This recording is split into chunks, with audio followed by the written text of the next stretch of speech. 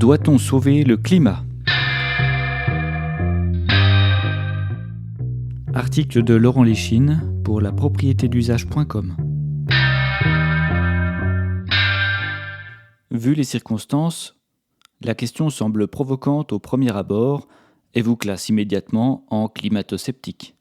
Aujourd'hui, il faut sans cesse montrer patte blanche, alors je précise que le GIEC ne ment pas, qu'il existe bien un réchauffement climatique d'origine humaine et que nous devons agir pour réduire nos émissions de carbone. Pourtant, lorsqu'on décrypte sérieusement la question, sa trop grande simplicité face aux enjeux du moment apparaît rapidement. Des rubriques planètes des médias aux objectifs de développement durable, les fameux ODD de l'ONU, le solutionnisme techno-individualiste, adressé à des consommateurs responsables, ne cesse d'envoyer ses injonctions à s'appauvrir. Il fait comme si la consommation était la seule clé, comme si le mode de propriété féodal, qui régit les rapports économiques aujourd'hui, n'avait rien à voir avec le problème du climat. C'est votre faute, à vous de changer. D'ailleurs, avez-vous fait votre bilan carbone ? Le sujet proéminent de la décarbonation et de la substitution des énergies n'avoue pas son but ultime de poursuivre le féodalisme. Pourtant, sortir du féodalisme pour passer à la propriété d'usage devrait être une mesure climatique d'urgence. Pourquoi ? Parce que la recherche mercantile de la rente est le moteur unique de l'entreprise dans le monde féodal, avec toutes les conséquences sur le climat, la pollution et l'épuisement des ressources associées. Vous comprendrez que l'idée de rendre la propriété aux usagers pour sauver le climat n'est pas compatible avec ce précepte qu'on produit pour satisfaire des rentiers. Pourtant, si les propriétaires des outils de production étaient ceux qui les mobilisent, la folle course à la rentabilité trouverait un frein naturel dans la meilleure répartition du résultat de l'entreprise. De plus, les producteurs propriétaires pourraient décider de la nature de la production, ce qui reviendrait à éliminer toutes sortes de marchandises futiles, aliénantes, superflues et catastrophiques pour le climat. Toutes ces marchandises dont l'existence est une conséquence de la volonté de profit des rentiers. Sans rien changer aux origines de la dégradation climatique, sans modifier l'ordre social, sans revenir sur les méthodes qui nous ont menés là où nous sommes, rien ne sert de consommer responsable. Car les rentiers sont irresponsables. Ils trouveront toujours un moyen de vendre les marchandises climaticides, quitte à vous harceler de publicité, de nudge, de neuromarketing, pour vous convaincre de passer à l'achat. Preuve en est, ces marchandises se vendent. Nous savons depuis Marx que les crises du capitalisme sont des crises de surproduction. Pour maintenir le profit dans un monde concurrentiel, il faut augmenter la production, donc la consommation, donc la destruction. Cela ne sert que les rentiers. Le système néo-féodal est une vaste pyramide de Ponzi. Elle doit croître pour éviter de s'effondrer. Alors elle croît, donc elle détruit.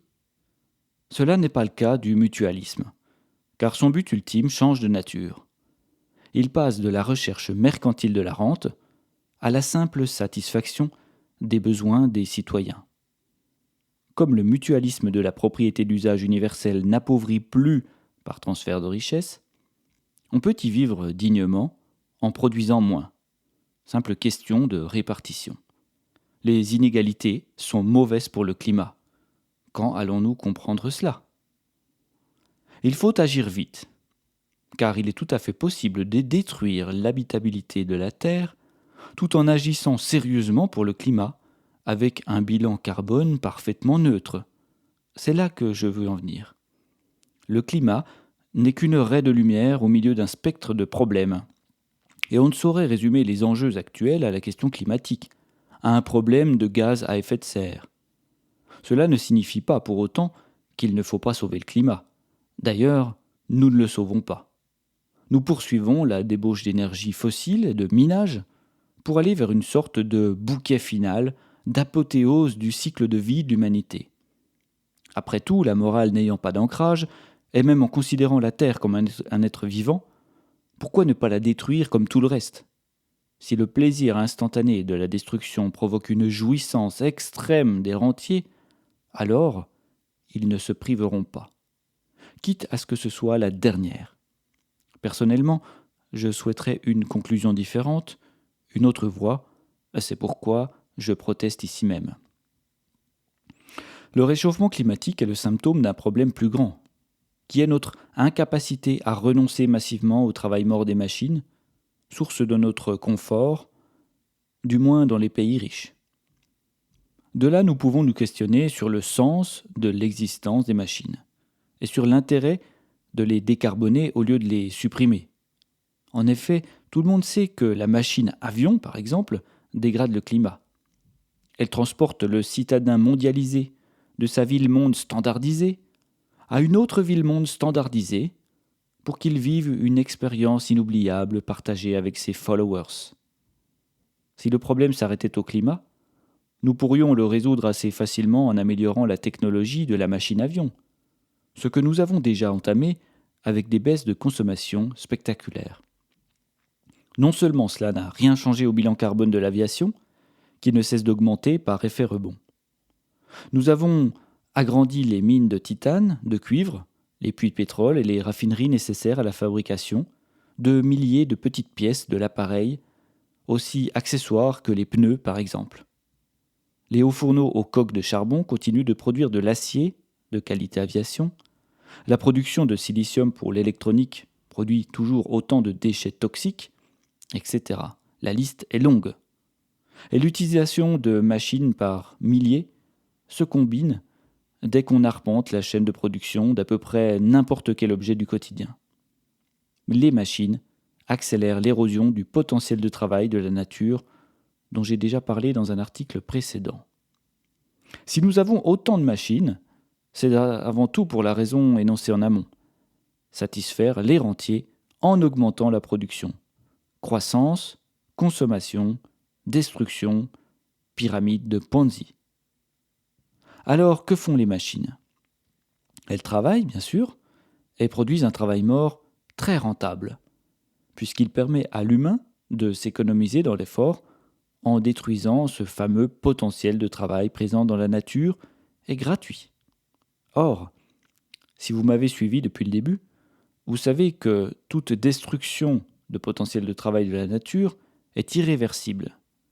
Imaginer une réponse technologique à l'irréversibilité s'avère compliqué. Puisque les machines décarbonées ou pas peuvent dégrader la nature avec une grande efficacité. Par exemple, si je remplace une tronçonneuse thermique par une tronçonneuse électrique, ne change rien au résultat qu'un arbre sera abattu à la fin de l'opération. Le technologisme reste une fable destinée à nous bercer dans un monde merveilleux qui n'existe pas, celui des ressources naturelles infinies. Le problème n'est donc pas la machine seule, mais la taille du parc que les rentiers ont cherché à grandir au maximum. L'idée n'est donc pas de supprimer les machines, mais d'en réduire le nombre en changeant l'essence de la production, en changeant le mode de propriété. La technologie propre, expression oxymorique, doit s'accompagner d'une réduction de production. Donc, une économie nette de travail humain. Pour illustrer cela, imaginons une seconde qu'on parvienne à produire de l'électricité à base de fusion nucléaire de manière quasi illimitée. Dans un monde féodal, cette réussite technoscientifique pourrait être un grave danger pour l'humanité. Pour le comprendre, mettons-nous à la place d'un rentier. Que veut-il ? Un maximum de rente, c'est logique. Or, pour augmenter la rente, il faut renouveler un maximum l'expérience de l'érosion du potentiel de travail de la nature, en augmentant le travail des machines, parce que la consommation maximisée augmente la quantité nominale de surtravail à détourner. La société de consommation se base sur ce principe nommé croissance. Les exploitants des mines, et plus généralement tous les rentiers, s'empresseront d'utiliser cette énergie providentielle, de leur point de vue du moins, afin d'augmenter le parc des machines et ainsi éroder encore plus massivement les ressources imparfaitement renouvelables. Ils creuseront des trous plus larges et plus profonds, racleront le fond des mers, iront chercher les dernières gouttes de pétrole et pollueront massivement. Les pétroliers utilisent déjà les énergies renouvelables pour pomper gratis. Les petits réacteurs nucléaires à la mode sont aussi faits pour alimenter des mines et les portefeuilles d'action du féodalisme. L'énergie propre alimente le travail sale. Si encore cette énergie décarbonée partiellement servait à combler les besoins de base de l'humanité, nous pourrions admettre que cela vaille le coup. Mais nous savons d'ores et déjà qu'elle ne servira pas à enrichir les pauvres, mais à augmenter la récolte du surtravail. Pour répondre à nos besoins vitaux, nous avons en réalité besoin de très peu d'énergie, et les pays dits pauvres en savent quelque chose. Reste que nous voulons un peu plus que survivre. Avoir les dents soignées, des hôpitaux capables de vous opérer sous anesthésie, des vaccins et un minimum de confort. Toujours est-il que pour atteindre cet objectif, le nombre de machines nécessaires peut décroître fortement, et les pollutions avec. Le surplus de machines pourrait être même partagé avec les pays pauvres. Mais qu'est-ce que la pauvreté ? Ne sommes-nous pas pauvres dans notre monde riche matériellement, mais dans lequel on ne connaît même pas le nom de ses voisins, où l'on passe des heures derrière des écrans au lieu de partager des moments, où l'on ne produit si peu de choses qui aient du sens, puisque la location de la force de travail, le salariat, exclut du processus de décision le locataire dans l'entreprise. À mesure que les espaces de rente des propriétés lucratives s'agrandissent, nous nous appauvrissons. Et les rentiers, c'est-à-dire les propriétaires lucratifs, maîtres du travail abstrait, ont tout intérêt à augmenter leur emprise sur nos vies, comme ils ont intérêt à écouler massivement la marchandise qui va dégrader par la même occasion le potentiel de travail de la nature. Reste-t-il un sens à chercher à sauver le climat pour continuer de vivre sous l'emprise des rentes, dans des vies dénuées de sens, avec des individus réduits à l'état de machines, qui doivent fournir un maximum de travail pour que les propriétaires lucratifs récoltent un maximum de surtravail? Doit-on laisser les génies de la Silicon Valley sortir de leurs bouteilles pour remplacer les étoiles par des satellites publicitaires, les abeilles par des robots, épuiser tout le lithium pour fabriquer des batteries, créer un monde virtuel rempli de placements de produits? Contrairement à ce que dit la fable technocentrique, c'est avant tout dans le monde des idées qu'il faut agir, et non dans le monde réel. Résister aujourd'hui signifie réfléchir, prendre le temps et le recul de se poser quelques questions existentielles pour éliminer de nos imaginaires les mécanismes qui produisent du désir convertible en bien ou en service, accélérant la destruction du vivant et du potentiel de travail de la nature au fur et à mesure que la propriété lucrative augmente son emprise. Mais à qui profite le crime ?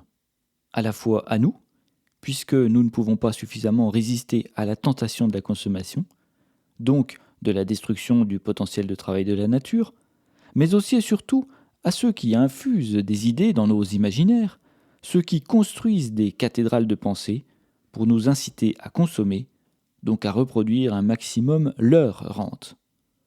Dans le discours dominant, on nous demande d'agir, non pas en changeant le fonctionnement de la société, les lois de la propriété ou l'organisation féodale du régime hybride, mais en éteignant la lumière et en fermant le robinet. Si je partage totalement l'idée qu'il revient à l'individu d'agir, ça n'est sûrement pas pour qu'il porte l'effort de maintien du mode de production tel qu'il existe, mais pour qu'il en change radicalement. Retrouvez tous les articles sur le site lapropriétédusage.com.